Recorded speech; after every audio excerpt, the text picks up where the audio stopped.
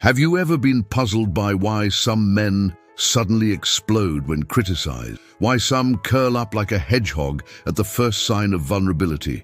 Why others build invisible walls around their deepest emotions? Picture this: you witness a successful man emotionally collapsing over a seemingly harmless comment from his partner, or a father who can never tell his children, "I'm sorry." These aren't simple character flaws, but manifestations of a hidden fragility that Freud called the primary narcissistic wound. According to the founder of psychoanalysis, behind every mask of strength hides a child terrified of abandonment, disapproval, loss of control. These men aren't evil, they're simply prisoners of defense mechanisms formed in childhood to protect them from unbearable pain. Today we'll explore together 6 invisible signs that reveal this masked fragility. 6 behavioral patterns that, once recognized, will enable you to truly understand what lies beneath apparent masculine toughness. If you want to keep exploring the secrets of human behavior, subscribe to the channel. And we begin immediately with the first sign: disproportionate aggression as a protective shield. The first sign of hidden fragility is disproportionate aggression in the face of criticism. Imagine this scene during a calm discussion. She makes a comment that he's been on his phone too much during dinner lately. His reaction: he explodes. "Can't you ever leave me alone? I work all day for this family and you nag me about the phone?" The anger is immediate, violent, completely disproportionate to the comment received. Freud teaches us that this aggression doesn't spring from the present situation, but from a much deeper wound. The moment this man hears criticism, his unconscious doesn't register his partner's words. It registers his mother's voice, scolding him as a child, or the father who always made him feel inadequate. The criticism reactivates what Freud called castration anxiety, not in the literal sense, but as terror of being stripped of his identity, his worth, his masculinity. Aggression thus becomes his shield. It's the most primitive way he knows to say, "I won't let anyone make me feel small and powerless, like I felt back then." But paradoxically, this very reaction reveals how small and powerless he actually feels. Behind every shout, every slammed door, every "leave me alone" hides a child whispering, "Please tell me I'm okay as I am. Tell me I'm enough." The man who reacts with aggression to constructive criticism isn't protecting his strength, he's protecting his fragility. Freud identified this mechanism as reaction formation, transforming an unacceptable impulse into its opposite. Vulnerability, need for recognition, becomes aggression, rejection of the other. It's a completely unconscious process. This man doesn't choose to be aggressive. He's driven by forces he doesn't even recognize. The true tragedy? The more aggressively he behaves to hide his fragility, the more he distances exactly the people from whom he wants love and understanding. It's a vicious cycle that feeds itself. Aggression creates distance, confirms his fear of not being loved. Fear intensifies aggression. Have you ever seen this pattern in yourself or someone you know? Sudden aggression in response to criticism is always an alarm signal. But if you thought that was everything, wait until you discover the second sign, the compulsive need for control that hides an even deeper fear. The second sign of hidden fragility is the obsessive need to control every aspect of his partner's life. Picture this man: he controls her schedules, always wants to know where she's going and with whom. He gets upset when she changes plans last minute. He's not jealous in a romantic sense, he's terrorized by the unpredictable. When you go out with your girlfriends, be back by 11, he says, and when she asks why, the answer is always the same: it's for your safety. But Freud reveals the hidden truth behind this control lies what he called separation anxiety, a primitive terror rooted in childhood. As a child, this man experienced abandonment, physically or emotionally, by a significant figure. Perhaps the mother was depressed and emotionally absent. Perhaps the parents divorced. Perhaps he simply never felt seen and important. Now, as an adult, his unconscious operates with iron logic. If I control everything she does, she can't leave me. If I predict her every move, there won't be any painful surprises. Control becomes his emotional survival strategy. But here emerges the cruelest Freudian paradox. The more he controls out of fear of abandonment, the more suffocating he becomes and pushes the partner away. This is what Freud defined as repetition compulsion. We unconsciously create the same traumatic situations we want to avoid. This man doesn't see that his controlling behavior is exactly what will make the partner want to leave. His unconscious prefers to provoke the feared abandonment rather than live in uncertainty. At least that way he can say, "See, I knew she would leave," and confirm his original wound. Freud identified in this pattern what he called obsessive defense mechanism, the illusion that by controlling the external environment, internal pain can be controlled. But reality is the opposite. The more we control outside, the more emotional chaos grows inside. Control also becomes a way to avoid true intimacy. Because intimacy requires trust, vulnerability, the ability to let go. And this man learned as a child that letting go means suffering, so he prefers the safety illusion of control to the risky beauty of authentic love. Behind every "where are you going, who are you talking to, why didn't you tell me" hides a child's plea. "Please don't leave me. I wouldn't be able to bear feeling abandoned and alone again." The tragedy? The more he controls, the more he achieves exactly what he fears the others distancing. Does this behavior remind you of someone? The need for control is always a mask of fear. But prepare yourself, because the third sign we'll discover reveals an even more subtle defense strategy. The third sign of hidden fragility is emotional silence, the inability to express deep feelings, especially those of pain or need. Picture this dynamic. She tries to talk about relationship problems, about emotions, about what she feels. He responds monosyllabically, looks at his phone, changes the subject. "Everything's fine," he says, even when it's obvious that's not the case. Faced with her tears, he freezes, becomes stone. It's not malice, it's pure fear. Freud explained this behavior through the concept of repression. Some emotions are so threatening to psychological balance that they're literally banished from consciousness. For this man, showing vulnerability, admitting pain or need, means returning to that state of childish helplessness he swore never to experience again. Silence becomes his fortress. It's the safest way he knows not to risk being hurt, judged, rejected. "If I don't say anything important, they can't use it against me," thinks the unconscious. But this strategy that perhaps protected him as a child now destroys his adult relationships. Behind the silence hides what Freud called emotional alexithymia, the inability to recognize and name one's own emotions. It's not that this man doesn't have feelings, but he's separated them so deeply from consciousness that not even he knows what he feels anymore. When the partner says, "You never talk about what you feel," he responds honestly, "There's nothing to say." And he's not lying, he's truly lost contact with his inner emotional world. It's as if he built such a high wall between himself and his emotions that now he can't even climb over it. But Freud teaches us that repressed emotions don't disappear, they manifest in other ways. This silent man might develop unexplainable physical symptoms, anxiety attacks, depression, that disguises itself as irritability. The body expresses what the mind cannot say. Silence is also a form of passive aggression. Without realizing it, this man uses silence to punish the partner when he feels emotionally threatened.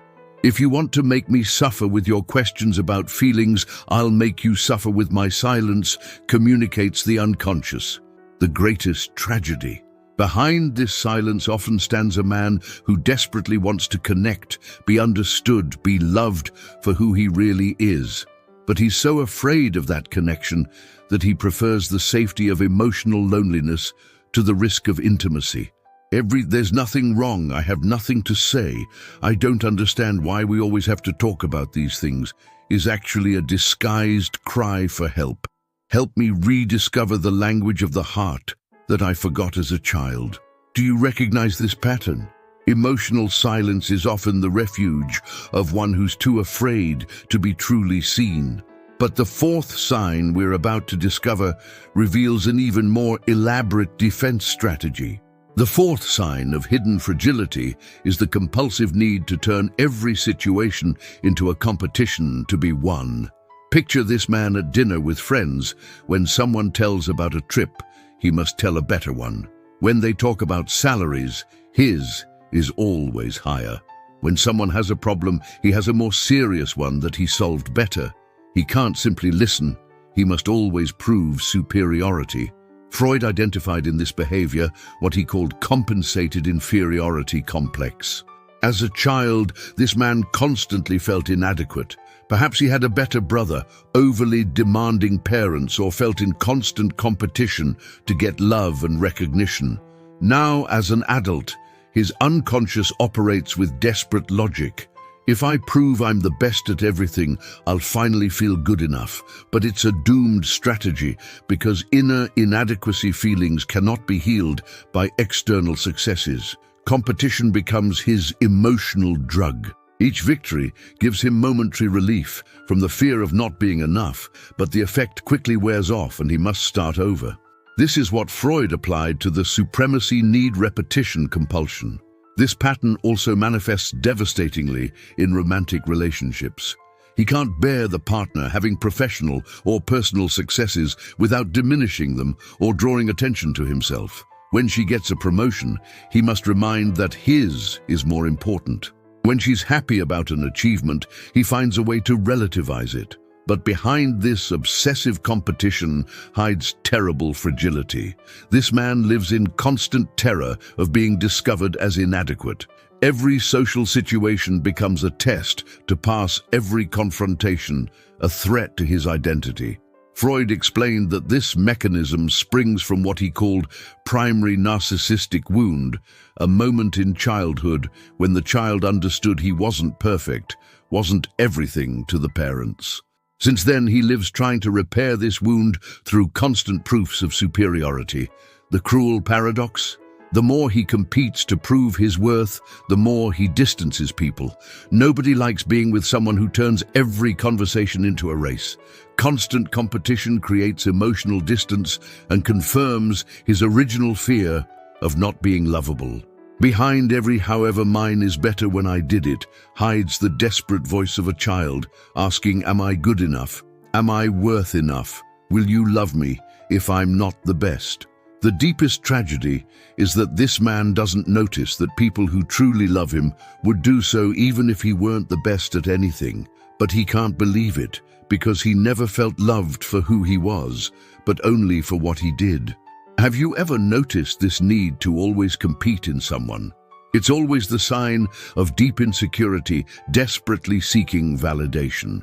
But prepare to discover the fifth sign, perhaps the most subtle and dangerous.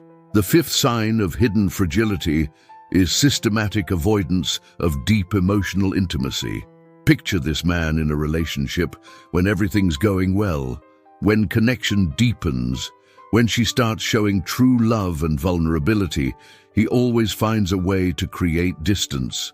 He argues over trivial matters, suddenly becomes cold, or even sabotages the relationship with self-destructive behaviors. Freud explained this pattern through what he called incorporation anxiety, the terrifying fear of losing oneself in the other. For this man, true intimacy doesn't represent love, but threat of annihilation. His unconscious argues like this: if I let myself truly be loved, I'll become dependent. And if I become dependent, I'll die if she leaves me. This is what Freud defined as approach avoidance conflict. He desperately longs for love, but when he has it within reach, he runs away terrorized. It's like a child dying of thirst, but afraid to drink because the water might be poisoned. This mechanism manifests in subtle but devastating ways. When the partner seeks emotional intimacy, he suddenly becomes very busy with work. When she opens up and shares her deepest fears, he trivializes or changes the subject. When the relationship reaches a new level of depth, he always finds something wrong with her. Freud identified in this behavior the defense mechanism of projection. This man attributes his inner fears to the partner. She's too needy, he says, when in reality he's afraid of his own needs. She wants to control me, he thinks, when he's afraid of losing control. Sabotaging relationships becomes his emotional survival strategy. It's better to destroy love when he can still control the process than risk being abandoned when he's already too involved to survive the pain. But here emerges the cruelest tragedy. This man constantly repeats the abandonment trauma he seeks to avoid. Every relationship he sabotages confirms his unconscious belief that love doesn't last, that people leave, that he's not worthy of being loved to the end. Freud called this mechanism compulsion to repeat trauma. It's as if his unconscious preferred the familiar pain of abandonment to the unknown terror of lasting love. At least in the pain of abandonment, he feels at home. That's what he knows, what he expects. Behind every "we need a break," "I'm not ready for a serious relationship," "maybe we're not compatible," hides the desperation of a child whispering, "I love you so much, it scares me. I'm so afraid of losing you that I'd rather lose you now when I can still pretend it was my choice." The most painful part, often this man destroys exactly the relationships that could heal him with people who would love him enough to stay through his fragility. Do you recognize this pattern of avoidance when love deepens? It's one of the clearest signs of a deep wound, afraid to heal. But there's a sixth and final sign that reveals the root of all others. The sixth and final sign of hidden fragility is categorical refusal to admit any vulnerability, even when faced with evidence. Picture this man, confronted with all the behaviors we've analyzed: the aggression, control, silence, competition, intimacy, avoidance. His answer will always be the same: "I'm not fragile, I'm strong." The problem is others who are too sensitive. Freud identified in this denial the most primitive and powerful defense mechanism: total refusal of inner reality. This is what he called psychotic refusal of vulnerability, the inability to accept aspects of oneself perceived as threatening to identity. For this man, admitting fragility means ceasing to exist as a man. His unconscious has created a fatal equation. Fragility equals femininity, equals weakness, equals symbolic death. So he must deny at any cost any sign of vulnerability, even if this denial destroys his life. This denial manifests through what Freud called intellectualization of suffering. This man can theoretically acknowledge his problems, can even talk about them distantly, but he'll never be able to feel them emotionally. "Yes, maybe I'm somewhat controlling, but that's because I'm responsible," he'll say, transforming every fragility into virtue. But behind this armor of denial hides the most wounded child of all. It's the one that learned earlier and better than others that showing weakness means being abandoned, punished, humiliated. So it developed such a sophisticated defense system that it even deceives itself. Freud explained that this type of denial creates what he called hypertrophic false self, a personality completely constructed to hide authentic fragility. This man no longer knows who he really is under the mask, because he spent a lifetime perfecting who he should be. The final paradox? The more he denies his fragility, the more fragile he becomes. All psychic energy is spent maintaining the illusion of strength, leaving him emotionally exhausted and increasingly isolated. It's like a castle built on sand foundations, imposing from outside, but destined to collapse at the first storm. This denial prevents any possibility of growth or healing. How can you heal a wound you don't admit having? How can you learn to deal with vulnerability when you continue denying it exists? Behind every "I have no problems, others exaggerate, I don't need help," hides the silent scream of a soul pleading, "Help me, I'm suffering, but I'm too afraid to admit it." The ultimate tragedy is that this man, in trying to protect his fragility by denying it, lives a life that's the opposite of everything he desires, isolated instead of loved, controlled by fear instead of free, weak in his obsession with strength. Have you ever encountered this absolute denial of one's own vulnerability? It's the sign that indicates the deepest of all wounds. Freud taught us that behind every seemingly incomprehensible behavior hides deep, often painful emotional logic. These men aren't evil, they're wounded children who learned to survive in ways that now destroy them. The question I leave you with is, will recognizing these patterns enable you to look with more compassionate eyes at the masked fragility you encounter every day? And if some of these signs belong to you, will you have the courage to begin that journey to authenticity that Freud considered the only true act of healing? What city are you watching from? Comment down below if this touched you in some way, like the video and subscribe to the channel.